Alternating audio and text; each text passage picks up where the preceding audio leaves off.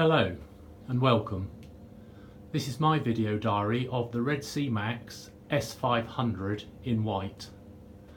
Everything's now been put together over the last few days. I took my time and I've literally just added Dr. Tim's bacteria to start the cycling process.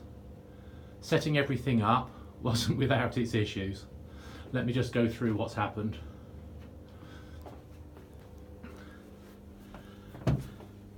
I have the latest Red Sea skimmer in here rather than the Sea Skim, and looking at these, absolutely silent, amazing piece of kit. So it no longer has the Sea Skim in there. Has the LEDs, so we don't have here two great big timers. And they are also AI Prime 26 HDs. The plate here was very badly scratched. In fact, you can still see some of the scratching here along the front, but under the sump there are some incredibly deep scratches. Now, shout out to Gemma at Red Sea UK Support. I emailed the information through. Within seconds Gemma had replied and offered either a new sump plate or some Red Sea salt, but since they didn't have the plate in stock and I really didn't want to wait a couple of weeks potentially to get this and hold everything up because space is very limited here, I opted for the salt just to keep things moving. I also needed to speak to the UK support because trying to fill the tank to the level that it noted on the instructions, the return pump gets turned on and it just sucked all the water out straight away. It is a beast. So I phoned up technical support and they said, no, you need a bit more water, and Gemma turned her tank off, measured the water level, and I followed suit and did the same, and bang, everything is absolutely superb, up and running. I've made a couple of changes, or not changes, but additions, shall we say, thinking longer term. These are the filter socks on the top. They're the micron filters, the nylon type. I've got them out at the moment. As I say, I've just put Dr. Tim's in there. But I've added, at the back, you can see them, a triple fan. There are actually 3 fans there, and they can be tilted. So in the summer, in England, if things do get hot, I've got the option of turning those fans on. They cost 20 quid on eBay and they're 2-speed, amazing little things, and so quiet. I was really pleasantly surprised. And the other thing I did, I bought the Kessil grow light, which at the moment is just lighting up the sump. I've got one 300 watts Eheim heater there, and I've also got another 300 watt Eheim heater in the back here. And I'm in the process of getting the heat up to 25 degrees. I'm pretty close. Where are we at the moment? According to this, 23.9 and outside 23. Well, we'll see. If I need to keep heating it a bit more to get it to the temperature, I will, because this is in a conservatory and the evening temperatures will drop quite quickly. But I have, if necessary, a convector heater down there to bring the temperature up. Putting the whole thing together, everything is by pictures, which paint 1,000 words, which is absolutely fine and wonderful.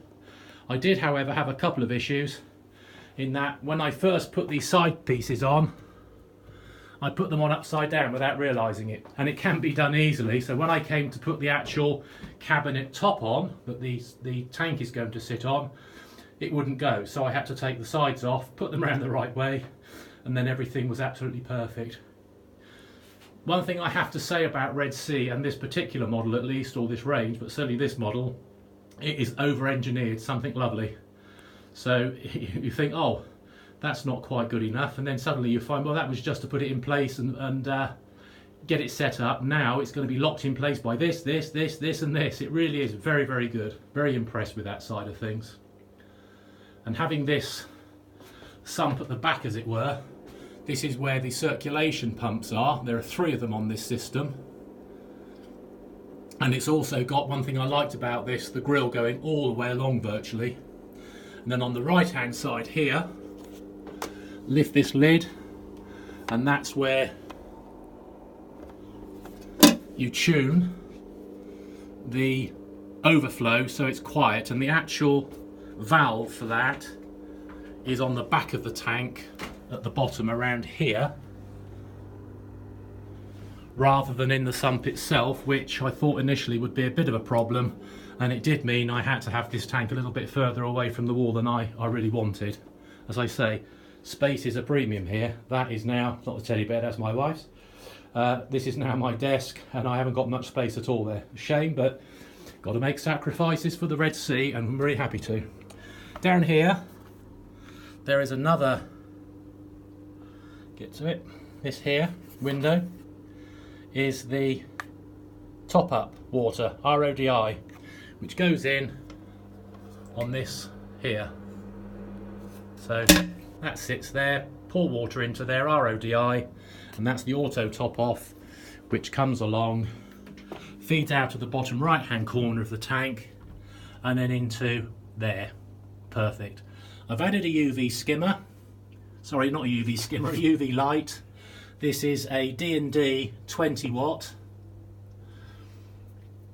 and those are the only things I've added. As I say, the triple fan, 2 heaters, UV sterilizer.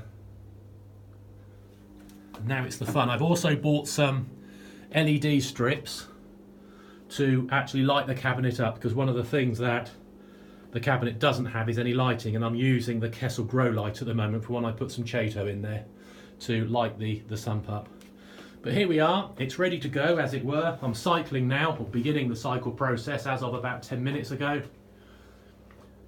I tried using Emarco cement to actually lock the rocks together, and 2 managed to lock together and 3 of them didn't. They just fell apart. So that was probably, my mixture was a little bit dry potentially, I think, because I left them over half an hour before I picked them up, and they lasted about 5 minutes before they decided to say no, not going to hold, and fell over. So I've now super glued them in place. The sand I'm using is Carib Sea. I have 60 pounds in there. I want a relatively deep-ish sand bed because I do want some wrasses, and they do like to sleep in the sand, so they need to be secure and safe, so they've got the sand to do that. And I do like to have a little bit of bed rather than bare bottom. So that's my first diary update, as it were, or my first diary log. There may be more. Thank you very much if you watched this far.